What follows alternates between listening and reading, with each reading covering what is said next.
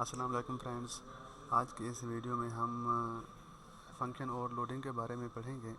मेरा नाम खिज़र मुस्तफ़ा है। तो चलिए स्टार्ट करते हैं। देखिए, फंक्शन ओवरलोडिंग क्या होती है।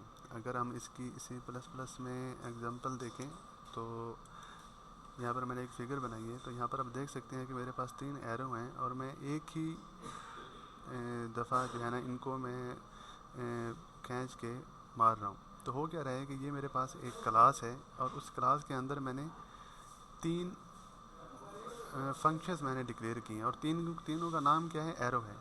तीनों का नाम क्या है, एरो ही है। और जब मैं इनको छोड़ता हूँ तो ये डिफरेंट डायरेक्शन में जाते हैं और डिफरेंट फंक्शन परफॉर्म करते हैं। तो C++ के अंदर भी बिल्कुल यही रूल है कि multiple function with the same name in the same scope, मतलब कि एक ही क्लास के अंदर हम काफ़ी सारे फंक्शन बनाएंगे जिनके नाम बिल्कुल सेम होंगे, लेकिन उनके जो टाइप्स हैं और नंबर ऑफ़ आर्गूमेंट्स हैं, नंबर ऑफ़ पैरामीटर्स हैं, वो डिफरेंट हो सकते हैं।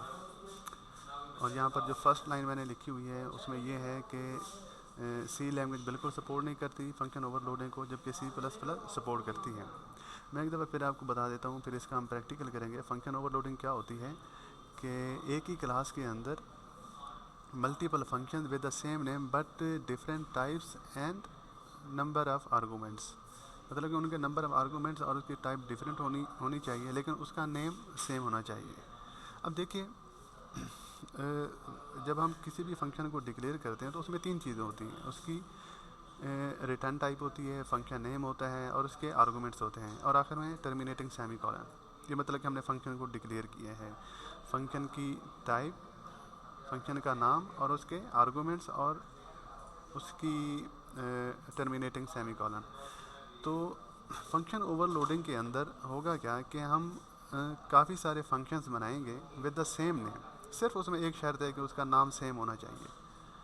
उसके आर्गूमेंट डिफर हो सकते हैं, उसकी टाइप्स डिफर हो सकती हैं, लेकिन उसका नाम सेम होना चाहिए। इसे हम कहते हैं फंक्शन ओवरलोडिंग। फंक्शन ओवरलोडिंग का क्या फ़ायदा होता है हमारा, कि एक तो ये कि हमें अपना कोड बार बार नहीं लिखना पड़ता, और मतलब कि हमारे टाइम की भी सेविंग होती है और मेमोरी भी कम यूज़ होती है हमारी। फंक्शन ओवरलोडिंग का ये फ़ायदा होता है। इसकी साथ ही एक एक्सेप्शन है कि you can not overload function declaration that differ only by return type. अब देखिए, अगर आपने इस तरह के कोई फंक्शन बना दिए हैं कि 2 फंक्शन हैं, सपोज इंट शो, और उसके अंदर आर्गूमेंट आपने इंट एक्स रख दिया है, और दूसरा भी आपने लिखा है कि फ्लोट शो और उसके अंदर आर्गूमेंट भी आपने वही रख दिया है, तो इस तरह नहीं होगा कि उसकी return type, just return type different करने से फंक्शन ओवरलोडिंग नहीं होगी। उसके नंबर ऑफ़ आर्गूमेंट्स भी डिफरेंट होना ज़रूरी है। तो इसके लिए हम प्रैक्टिकल करते हैं।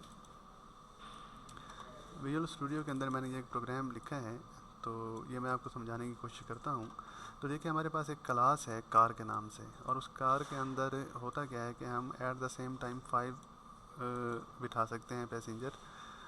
तो हम फंक्शन ओवरलोडिंग करते हैं। मैंने इसके अंदर एक फ़ंक्शन बनाया है वाइड पैसेंजर इन टैक्स, फिर एक और फंक्शन बनाया है वाइड पैसेंजर, इसमें 2 आर्गूमेंट्स मैंने पास करवाए हैं, और एक फिर तीसरा मैंने फंक्शन बनाया है वाइड पैसेंजर। देखिए, हो क्या रहा है कि फंक्शन नेम सेम है, देख रहे हैं आप, फंक्शन नेम सेम है, लेकिन उसके पैरामीटर्स डिफरेंट हैं। अब यहाँ पर इनकी जो है वो रिटर्न टाइप भी डिफरेंट हो सकती है।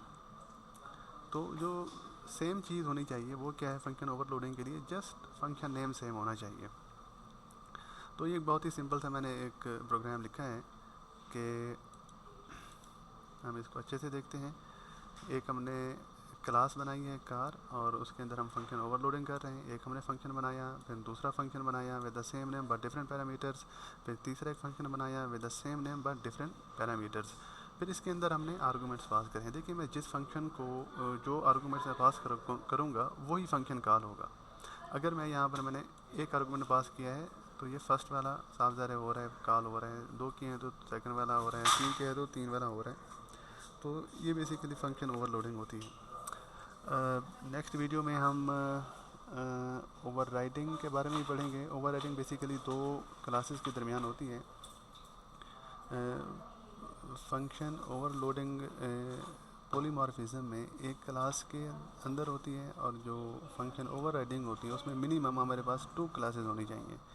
तो वो हम नेक्स्ट वीडियो में देखेंगे। इस वीडियो में इतना ही। Thanks for watching.